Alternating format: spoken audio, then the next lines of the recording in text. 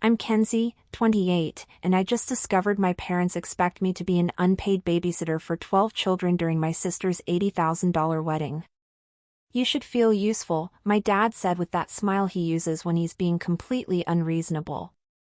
If you're not going to contribute, then don't come, my mother added with the casual cruelty she's perfected over the years. So, I smiled right back and said, good luck paying the $80,000 alone. Where are you watching from today? Drop your location in the comments below and hit that like and subscribe button if you've ever felt taken for granted by your own family. You'll definitely want to stick around for what happened next. Let me back up and explain how we got to this delightful family moment. See, my parents have always been obsessed with appearances. We live in a gorgeous mansion that belonged to my great-grandfather, complete with perfectly manicured gardens and a circular driveway that screams old money. What people don't know is that my parents are broke. Like seriously broke. The kind of broke where they pawn my mother's jewelry to pay for my sister Rebecca's wedding dress. The house is all we have left of the family fortune, and my parents guard its reputation like it's the Hope Diamond. Every blade of grass must be perfect. Every light fixture must sparkle. Every dinner party must convince people we're still wealthy. Meanwhile, I've been quietly covering their mortgage payments for the past 3 years. When Rebecca got engaged to Marcus, whose family actually has money, my parents saw it as their golden ticket back to high society. Never mind that Rebecca and Marcus wanted a small ceremony with close family. No, my parents insisted on a lavish affair that would properly honor the union of two important families. Translation, they wanted to show off for Marcus' parents and pretend we still had money. The wedding planning started modestly. Rebecca showed me pictures of a beautiful but simple ceremony at the Botanical Gardens. 50 guests, elegant but understated. Then my parents got involved. Suddenly it became a 200-person extravaganza at the most expensive venue in the city. Crystal chandeliers, 7-course dinner, live orchestra, the works. Each time I thought the budget was final, another essential detail would emerge. Designer linens, imported flowers, a chocolate fountain because Marcus's cousin had one at her wedding. My father approached me 6 months ago with the final tally, $80,000. The venue and catering alone were $60,000, which he needed my help covering. The remaining $20,000 was apparently manageable through various family contributions, and I suspected more pawn jewelry. I agreed because honestly, I love my sister despite everything, and I have the money. My consulting business has been doing well, and I've always been careful with finances, unlike some people in this family. But here's what really gets me. After I agreed to cover the majority of their daughter's wedding, they immediately started treating me like hired help instead of a guest. My mother started calling me every other day with suggestions about my behavior at the wedding. Kenzie, dear, maybe you could wear something a bit more conservative. We don't want Marcus' family getting the wrong impression about our family values. Translation, don't embarrass us by existing as a single 28-year-old woman. Rebecca herself got in on the act. During a family dinner 3 weeks ago, she pulled me aside. Kenzie, I'm a little worried about how you'll fit in with Marcus' crowd. They're very sophisticated. Maybe tone down the sarcasm for one day. Tone down the sarcasm, right? Because my personality might somehow contaminate her perfect wedding. But the real insult came from my father. He actually had the audacity to suggest I use the wedding as a networking opportunity to meet more suitable men. As if the only value I could bring to the event was possibly landing a husband and becoming someone else's financial responsibility. Here's what's particularly rich about this whole situation. I'm the most successful person in our immediate family.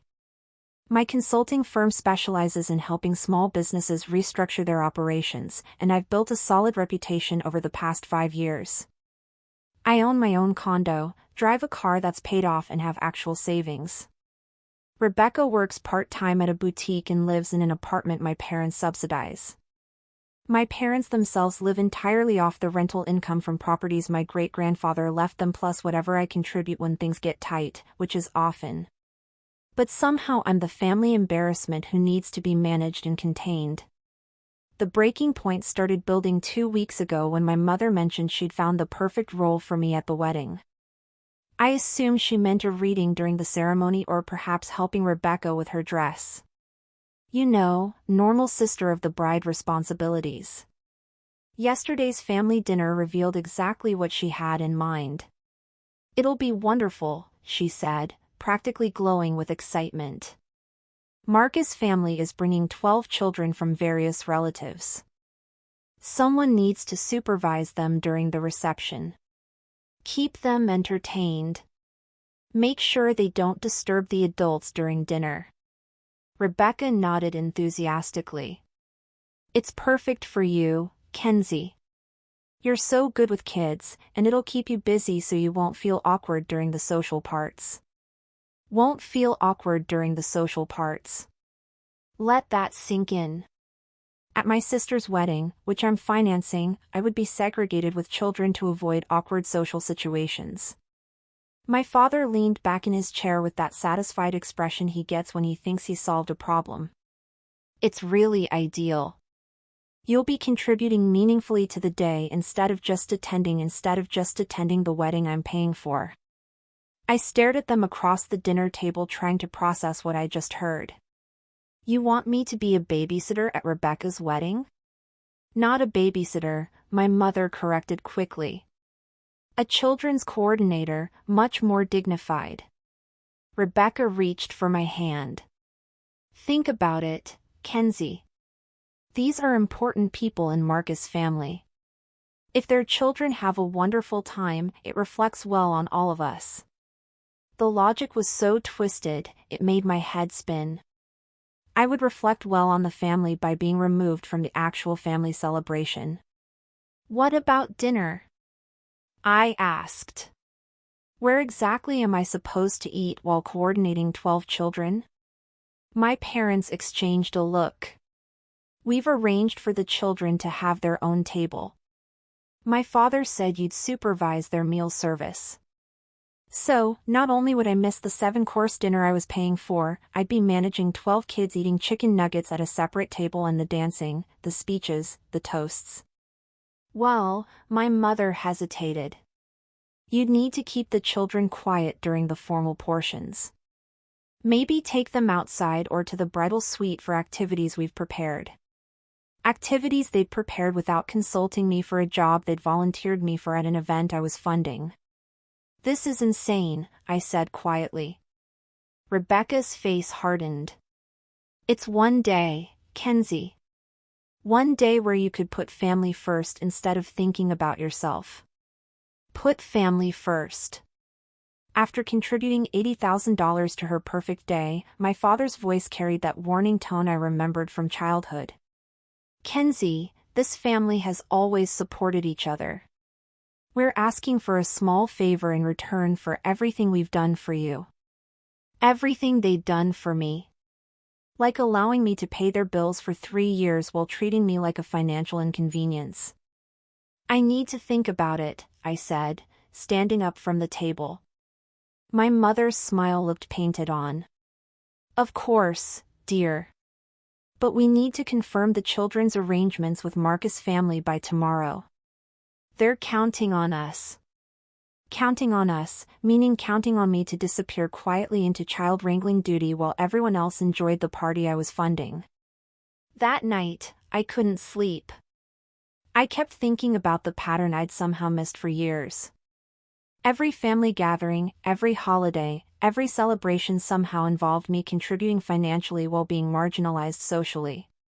Last Christmas, I bought gifts for everyone and helped cook dinner, then listened to my parents praise Rebecca's artistic eye for decorating the table with flowers I'd paid for.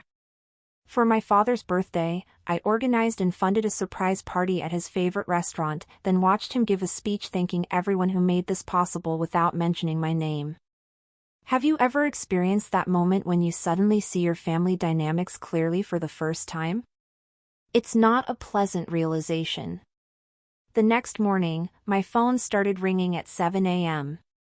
My mother, of course, eager to get my answer about the children's coordinator position. Kenzie, sweetheart, I was thinking about last night, and I want you to know how much this means to us. You have such a gift with children. What gift? I rarely spend time with children. This was pure fiction designed to make their ridiculous requests sound reasonable. Mom, I haven't actually agreed to anything yet. Of course not, dear. But Marcus' mother called this morning, and she's so relieved to know the children will be in capable hands. She specifically mentioned how impressed she was that we had family members willing to take on special responsibilities. The manipulation was breathtaking. Now, I wasn't just disappointing my family. I was disappointing Marcus' family, too. People I'd never met who apparently already expected me to spend the wedding managing their children. You told her I'd agreed. I told her we had a plan in place, which we do, assuming you'll do the right thing. The right thing? As if, clears throat, refusing to be unpaid childcare at my sister's wedding was somehow morally questionable. Rebecca called an hour later. Kenzie, Mom says you're having second thoughts about helping with the kids. I'm having second thoughts about spending my sister's wedding coring other people's children instead of celebrating with my family. But you would be celebrating with family. You'd be helping make my day perfect. Perfect for everyone except me, apparently. Rebecca, do you understand that I'm paying for your wedding venue and catering? A pause. We're all contributing in different ways. Name one way you're contributing. Another pause. I'm the bride, Kenzie. My contribution is getting married and making this family proud. I wanted to laugh, but it would have sounded hysterical. Her contribution to her own wedding was being the bride. What about Mom and Dad? How are they contributing? They're hosting the celebration and managing all the family relationships. Do you know how stressful it is to coordinate with Marcus' family? Hosting the celebration I was funding, managing relationships by volunteering me for unpaid labor. My father called that afternoon. Time for the heavy artillery.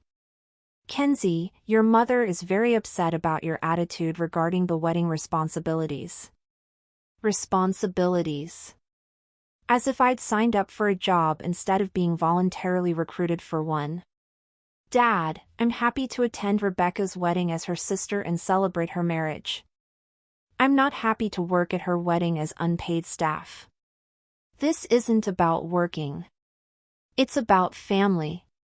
When you were growing up, did we ever refuse to help when you needed something? The question was rhetorical, but I found myself actually considering it. When had I needed something? I'd been independent since college, working part-time jobs to avoid asking them for money. Even for major purchases like my car or condo, I'd handled everything myself. I can't think of a time when I asked for help, I said honestly. Exactly. Because family helps each other without being asked. That's what makes us strong. The circular logic was dizzying. They'd never helped me because I'd never asked. And I'd never asked because I'd learned early that help came with strings attached. Now they were using my independence as evidence that I owed them unlimited assistance. 3 days before the wedding, I received my final straw. Rebecca called to discuss logistics for my children's coordinator role. I've prepared activity bags for each child, she announced. Coloring books, crayons, puzzle books, small toys. They're in my closet at Mom and Dad's house. Activity bags she'd prepared for a job I'd never officially accepted. Rebecca, we need to talk about this children's situation. What's to talk about? Everything's organized. Oh, and I bought you a special outfit for coordination duty. Something practical that won't show stains if the kids are messy. A special outfit. She'd bought me a uniform for my unpaid wedding labor. I need to see this outfit. It's perfect. Navy blue polo shirt and khaki pants. Very professional but casual. The polo has family coordinator embroidered on it. Family coordinator with embroidery. She'd literally created a uniform designating me as wedding staff. Rebecca, I never agreed to be anyone's coordinator. Kenzie, please don't do this. Everything is arranged. Marcus' family is expecting it. The children's meals are ordered. The activity room is reserved. You can't back out now. The activity room. They'd rented a separate room to warehouse me with 12 children during the reception. Where exactly is this activity room? It's the hotel's business center on the second floor. Perfect for keeping the kids entertained without disturbing the reception. The business center on a different floor from the reception. I would be literally removed from the wedding celebration. So, I'll miss the dinner completely. Well, yes, but we're having special meals brought up for you and the children. Kid-friendly options. Kid-friendly options. While everyone else enjoyed the 7-course meal I was funding and the speeches, the dancing, the cake cutting. Kenzie, you're acting like this is a punishment. It's a responsibility, an important one, an important responsibility that removed me from every meaningful moment of my sister's wedding. That evening, I drove to my parents' house to see this coordinator outfit for myself. Rebecca proudly displayed the navy polo with its cheerful embroidered logo and matching khaki pants. See, very professional and comfortable for chasing after kids. I held up the polo shirt, staring at the embroidery that literally labeled me as family staff rather than family. This is really what you want me to wear to your wedding. It's what I need you to wear for your responsibilities. My mother appeared in the doorway. It looks perfect, doesn't it? Very appropriate for the role. The role? As if being relegated to child duty was an honor I should appreciate. Mom, do you realize how this looks? I'm paying for the majority of this wedding and you want me to work at wearing a uniform? Darling, don't be so dramatic. You're helping make the day special for everyone. Special for everyone except me. I'd be spending my sister's wedding in a business center, wearing a polo shirt that identified me as hired help, managing other people's children while missing every moment that mattered. I need to think about this, I said, handing back the uniform. My father emerged from his study. What's to think about? The arrangements are made. People are counting on you. People were counting on me to disappear, to handle the inconvenient parts of their celebration while staying out of sight during the enjoyable parts. The family dinner 1 week before the wedding started pleasantly enough. Rebecca was glowing with pre-wedding excitement. My parents were bustling around playing host and hostess, and the dining room looked picture-perfect with my mother's best china and the flowers I'd sent earlier that day. Everything is falling into place beautifully, my mother announced as we settled around the table. The weather forecast is perfect. The venue coordinator confirmed all the arrangements and I finally found the perfect solution for managing the children's situation. She was practically vibrating with satisfaction as she served the roast. Kenzie will be absolutely perfect as the children's coordinator. It gives her such an important role in making the day successful. Important role in the business center away from the actual wedding. Rebecca raised her wine glass to family and to everyone contributing to make this the perfect celebration. My parents lifted their glasses, beaming. My father cleared his throat for what I recognized as the beginning of one of his speeches. This wedding represents everything our family stands for. Elegance, tradition, and taking care of each other. Kenzie, we're so proud that you found a way to be truly useful on Rebecca's special day. Truly useful.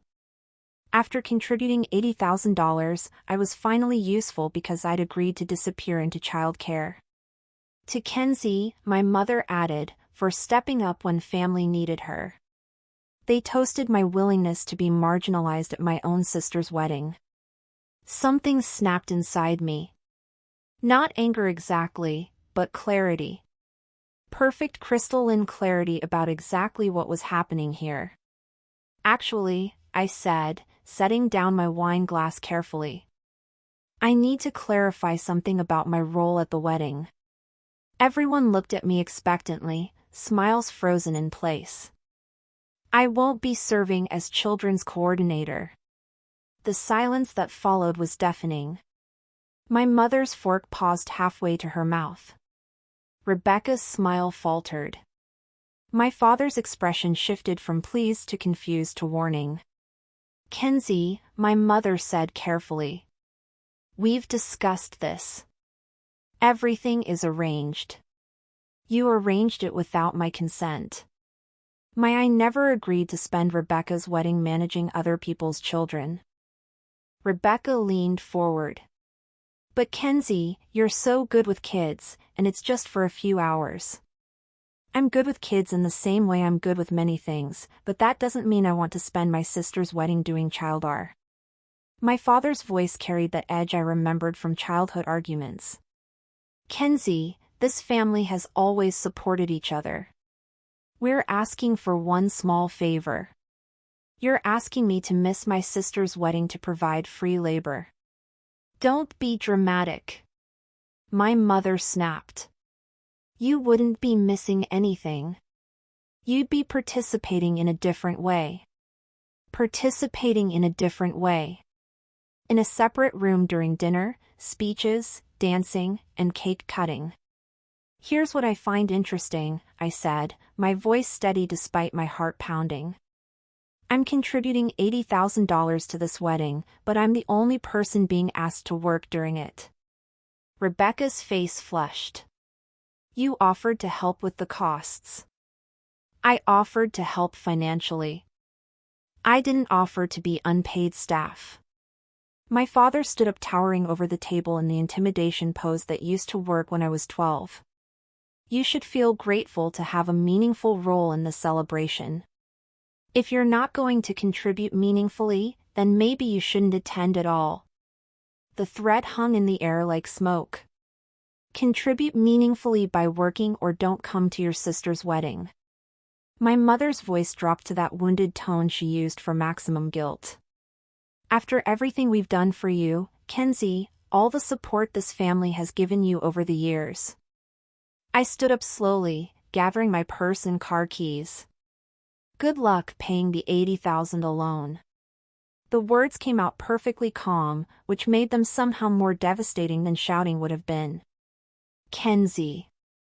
Rebecca jumped up. You can't be serious. I'm completely serious. Enjoy your wedding. The explosion started before I even reached my car. Kenzie, get back here. My father's voice boomed across the driveway as I unlocked my Honda. You don't walk away from this family. I could hear chairs scraping against the dining room floor, urgent voices overlapping, the sound of panic setting in, but I didn't turn around. I'd spent 28 years turning around, coming back, apologizing, smoothing things over. Not tonight. My phone started ringing before I'd driven 2 blocks. Rebecca's name flashing on the screen.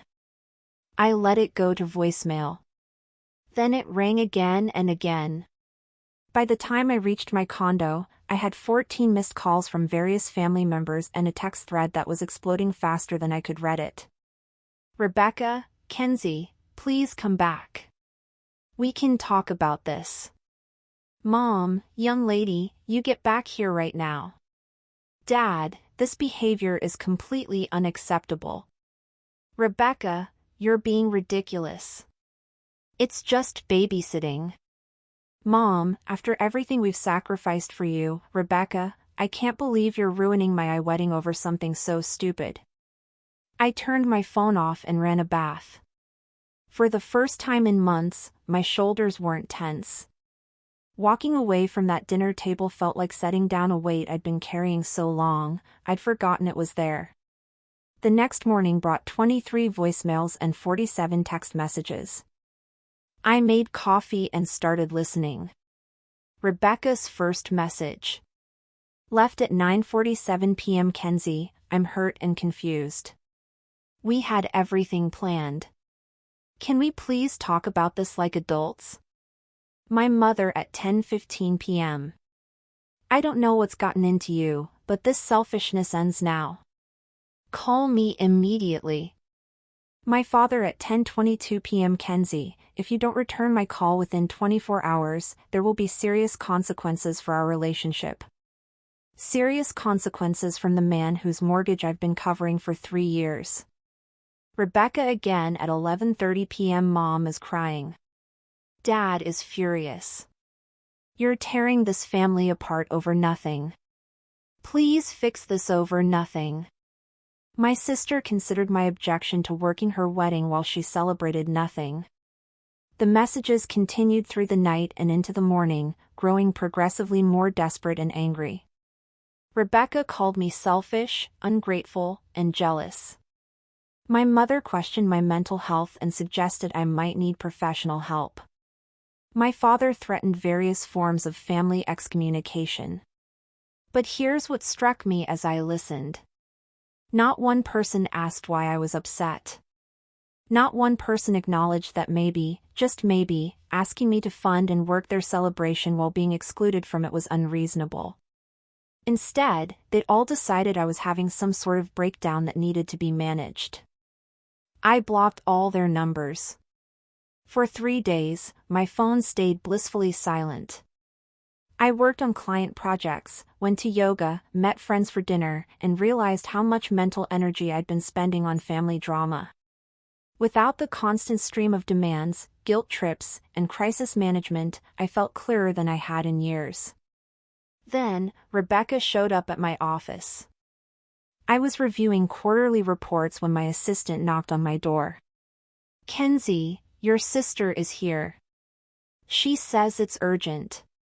Rebecca looked terrible.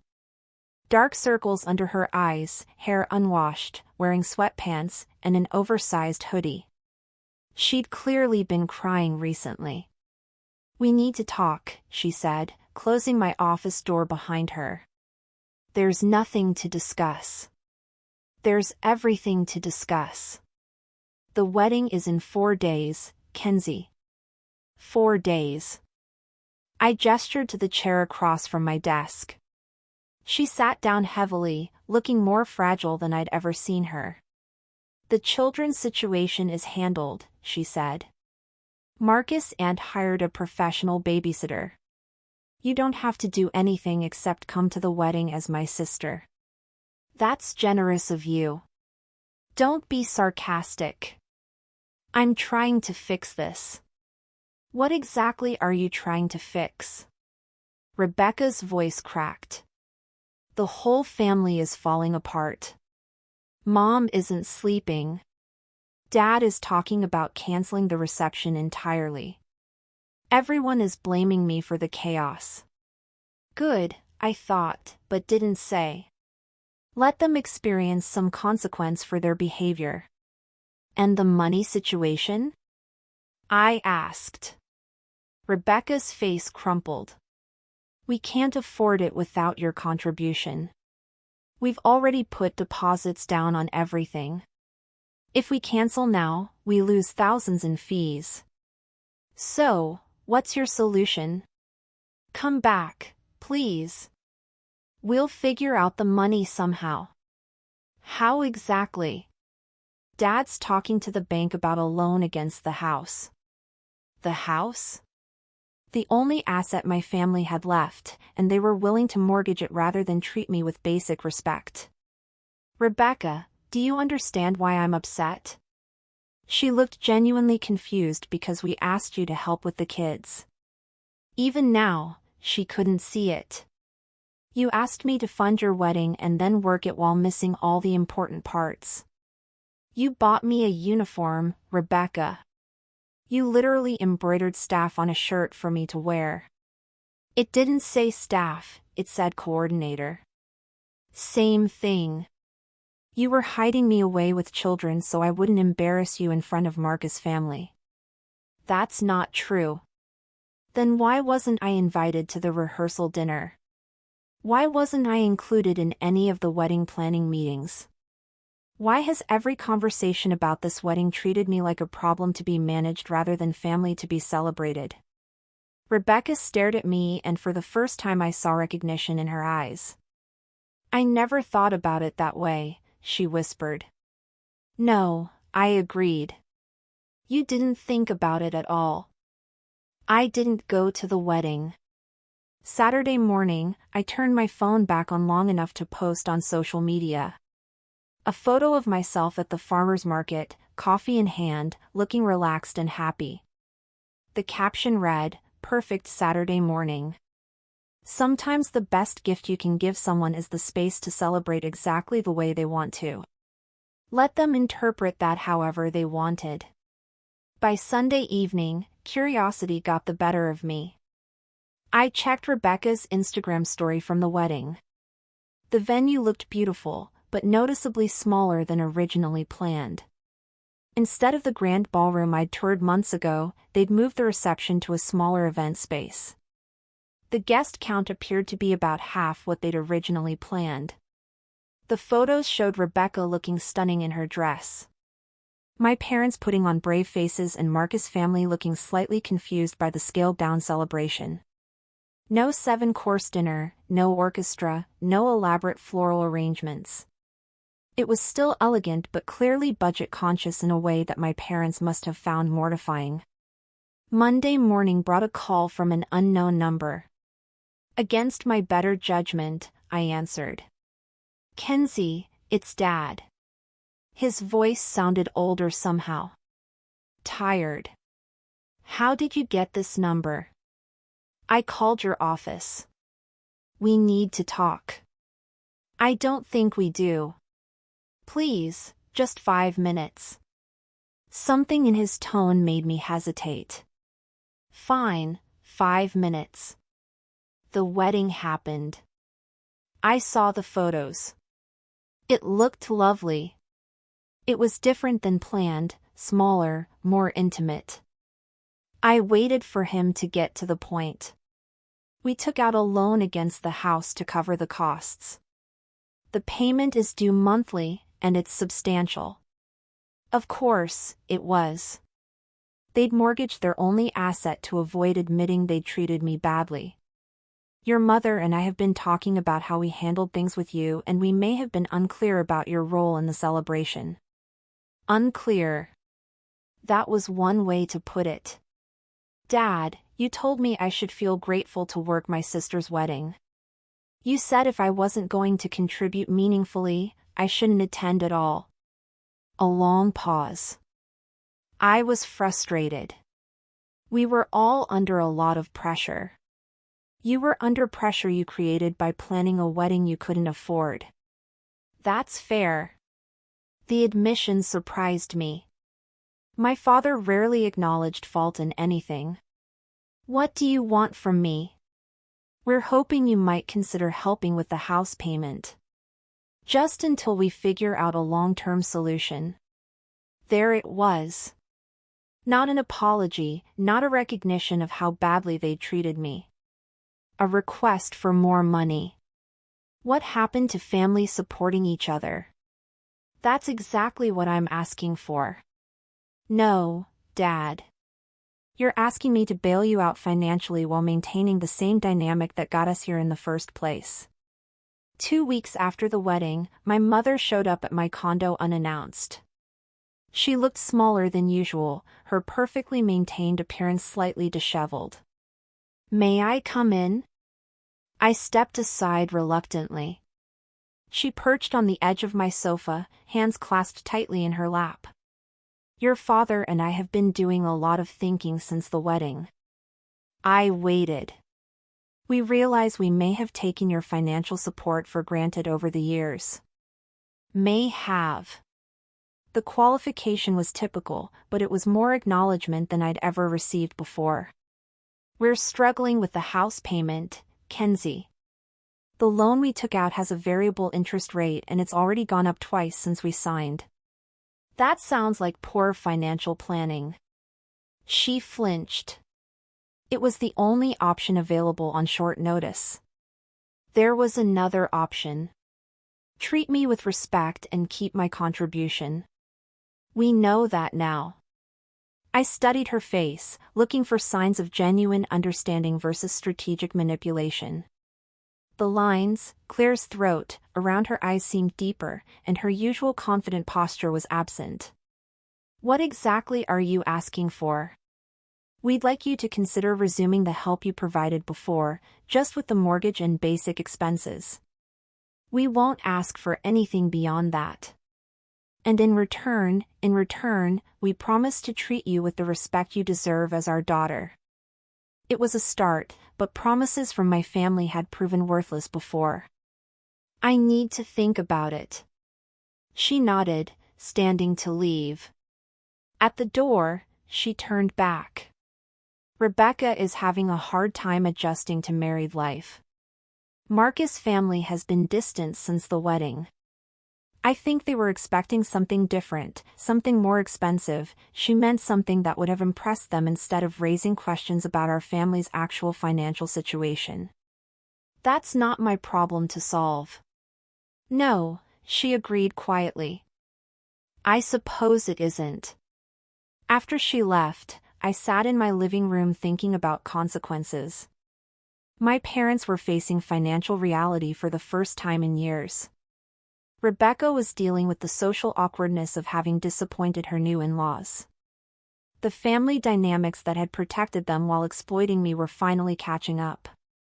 The question was whether I wanted to enable their return to the same pattern or force them to find genuinely new solutions. 3 days later, Rebecca called from an unknown number. "Don't hang up," she said quickly. "Please, what do you want, Rebecca?" "I want to apologize. Really apologize, not just try to fix things." I waited. "I've been thinking about what you said, about how we treated you during the wedding planning. You were right, Kenzie. We did treat you like staff instead of family. And I'm sorry. I'm sorry we made you feel invisible while taking your money. I'm sorry we planned around you instead of including you. I'm sorry I bought you that stupid polo shirt." It was the first genuine apology I'd received from anyone in my family. "Thank you. Marcus' family has been asking questions about why you weren't at the wedding.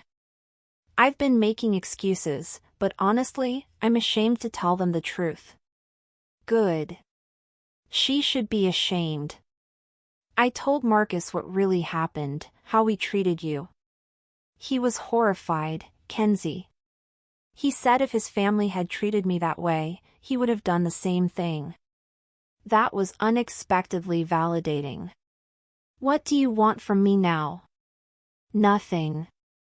I just wanted you to know that I understand why you left and that I'm sorry it took me this long to see it." A month later, I learned something interesting about my sister's marriage. Rebecca called me on a Thursday evening and she sounded different, flatter, less animated than usual. "How's married life?" I asked, genuinely curious. "It's an adjustment." "What kind of adjustment?" A long pause. "Marcus' family has very specific expectations about how things should be done, how we should entertain, what social events we should attend, how we should present ourselves." That sounds exhausting. It is, and expensive. Everything they do is expensive. I could hear the stress in her voice. "Are you okay financially?" "We're managing. Marcus has a good job and his family helps with the big expenses, but it comes with strings." Strings. Welcome to my world, I thought. What kind of strings? "They want us to buy a house in their neighborhood." They've offered to help with the down payment, but it would be in a trust controlled by his father. And they want us to join their country club, send our future children to specific schools, vacation with them every year. Sounds like they're buying your compliance. Maybe. I don't know. This is all new to me. It wasn't new to me. I'd been navigating family financial manipulation my entire adult life. Rebecca, can I ask you something? Sure. How does it feel to have someone else control your choices with money? A long silence. Is this what we did to you? What do you think? Oh my God, Kenzie. Yes, this is exactly what we did to you. The recognition in her voice was complete and devastating. Every time Marcus' mother suggests how I should dress or decorate our apartment, I feel grateful and trapped at the same time. Grateful for the help, trapped by the expectations that come with it. Now, imagine that feeling lasting for years. Imagine knowing that your family's financial stability depends on your compliance with demands that make you feel small. I'm so sorry. I know you are. What should I do about Marcus' family? What do you want to do? I want to set some boundaries, but I'm scared they'll withdraw their support and we can't afford the lifestyle they expect without their help. Then you have a choice to make. Accept their control in exchange for their money or find a different way to live that doesn't require their approval. Is that what you did with us? Eventually, 2 weeks later, Rebecca called with an update. I talked to Marcus about his family's expectations. He's been feeling the pressure, too, but didn't know how to address it. What did you decide? We're going to decline the house in their neighborhood and find something we can afford on our own. We'll stay in the country club for now, but we're not committing to the school or vacation requirements. How did his family react? His mother was displeased. She said we were being ungrateful and short-sighted. Sounds familiar. Yeah. But Marcus supported me, which felt really good. He said, our marriage should be about what we want, not what our families expect. I felt genuinely proud of her. Standing up to family pressure isn't easy, especially when money is involved. How are things with Mom and Dad? Rebecca's voice got quiet. Difficult. They're really struggling with the house payment. Dad's been looking for work, but at his age, it's challenging. And Mom, she's talking about getting a job for the first time in 20 years. The whole situation has been a wake-up call about how dependent they've become on external support. External support meaning my support. Are you going to help them? I can't, Kenzie. Marcus and I are barely managing our own expenses without his family's help. We don't have anything extra to contribute. So, they were finally experiencing what I'd lived with for years. The pressure to contribute financially to family needs while managing their own responsibilities. 6 months after Rebecca's wedding, my father called with news that surprised me. I got a job. Really? Doing what? Consulting for small construction companies, helping them navigate permitting processes and regulatory requirements. It's part-time, but it's something. My father had spent his entire career in management, avoiding hands-on work whenever possible. The idea of him consulting was almost unimaginable. How did that come about? I started volunteering with a nonprofit that helped small businesses. Turns out all those years of dealing with city planning committees gave me useful experience. That's great, Dad. Your mother started working, too.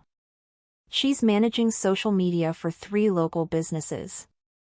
Apparently, all those years of maintaining our social image translated into actual marketing skills.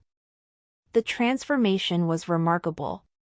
My parents, who'd spent years living off inherited property and my contributions, were finally working again. How are you feeling about it? Tired, he admitted, but also useful. I'd forgotten what it felt like to earn money rather than just manage it. 3 weeks later, my mother invited me to lunch. We met at a small cafe downtown, far from the country club where she usually held social meetings. "This place is adorable," she said, looking around at the mismatched furniture and handwritten menu board. "Much more charming than those stuffy places I used to frequent." The woman who'd once insisted on crystal stemware for casual dinners was praising a cafe that served coffee in ceramic mugs. "How are you adjusting to working?"